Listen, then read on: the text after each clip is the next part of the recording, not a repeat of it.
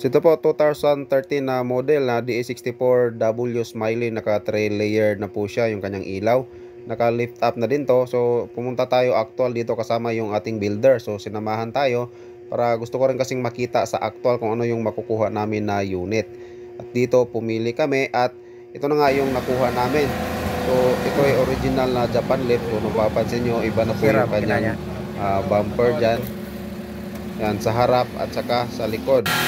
So yan, testing namin at goods na goods po yung makina. At meron din siyang seat cover dito. Ito ay as is ko lang na pa-build muna kasi medyo wala pa masyadong budget. So sa susunod na lang yung mga upholstery at saka pintura. So ito yung stock na upuan niya, malinis pa naman, wala namang sira. Itong seat cover lang medyo may punit pero okay naman yan, nililinis lang yan.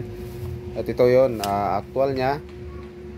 So malinis yung loob at i-detail pa po ito ng ating builder, kasama po yung makina i-detail, pati lahat ng coolant, lahat ng fluids like coolant, engine oil at saka power steering, ATF, brake fluids.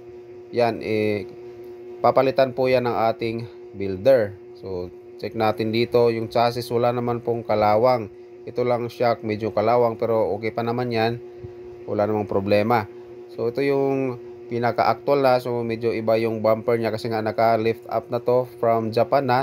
So siguro dati meron tong additional dito na yung bumper sa harap at likod, kaya ganun po. At okay naman siya. Gusto ko rin kasi nga all-wheel drive ito at gusto na good sa amin kasi medyo maputik yung aming area. Kaya pinili namin to na 4x4 o all-wheel drive to. So ito yung loob niya. So maganda at malinis pa rin.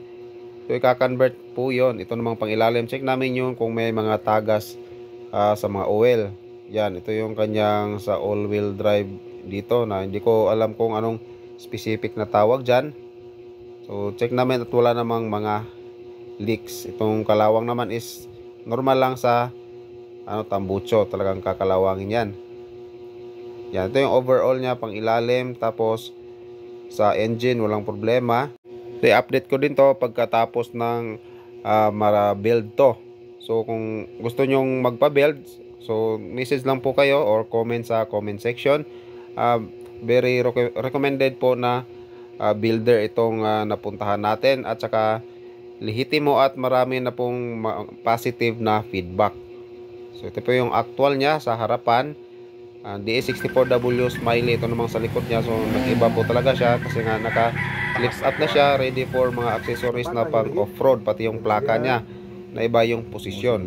So depende na po sa inyo kung ano yung kukunin nyo. Ito yung makina niya at malinis pa naman. Yan, so konting engine detail lang yan at goods na goods. Tapos test run pagkatapos ng mabuild ito. So update po tayo sa anong susunod na mangyayari